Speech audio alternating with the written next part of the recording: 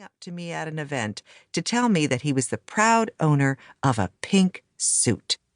I'm always pleased to have a positive influence on others.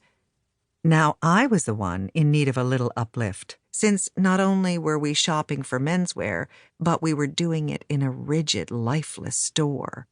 A few of us from the costume department had convened here because that's where Run the World's costume designer, Tracy L. Cox, wanted to meet.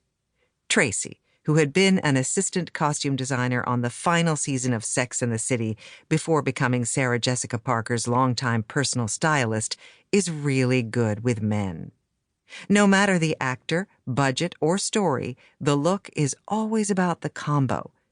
Tracy is able to put wardrobes together creatively for men and women as well without falling into flamboyance, which is a tightrope act I don't always achieve. For Ola, Run the World's Nigerian-American doctor, Tracy had concocted the idea to cut his pants so they showed the ankle, in a subtle nod to the pants style typically worn by Nigerian men. An outfit, whether in real life or on the screen, sinks or swims by those little details. Spying an orange Valentino hoodie for $1,150, I was reminded that Tracy also never looks at price. We all have our weaknesses. Wait until we get the bill, I thought, as he pulled out a black hoodie with Versace jeans written in gold. Too billboardy, I said. I don't think this floor is for us. We took the escalator down, where the shopping went from bad to worse, when I encountered a display of $200 jeans with oil splatters and holes. Nothing drives me crazier than paying a lot of money for jeans with holes in the knees.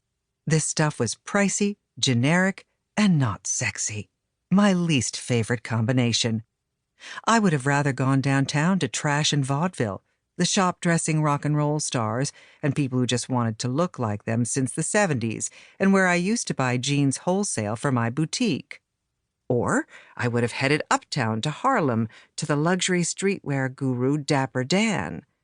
In order to have a look of one's own, which I wanted for each of these characters, what I want for all my characters, real or fictional, you need a mix of aesthetics, which means varying your resources. Matthew needs a slipper, Tracy said. Do you see him in slides? He was holding a light blue terry cloth Bottega Veneta slide. Sure. I don't want to push it, if you're lukewarm.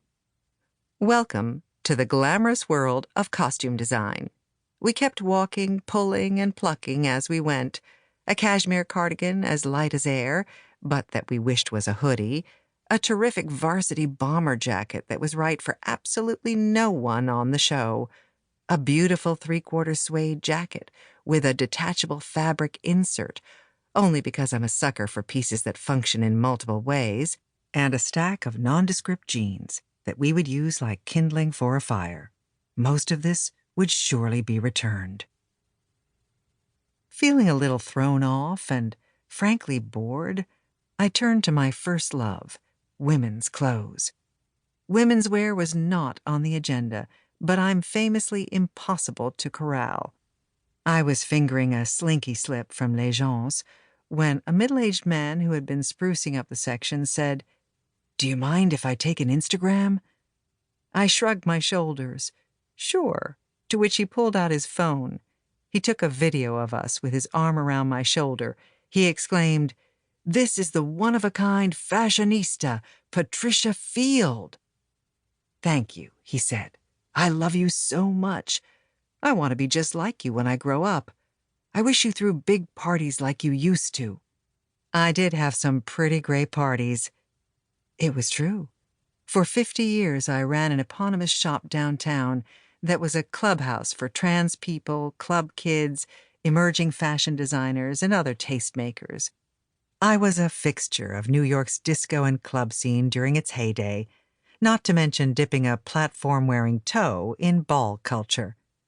Then there was my late-in-life career as a costume designer. So, although I'm never sure how people know me, everywhere I go, someone seems to recognize me.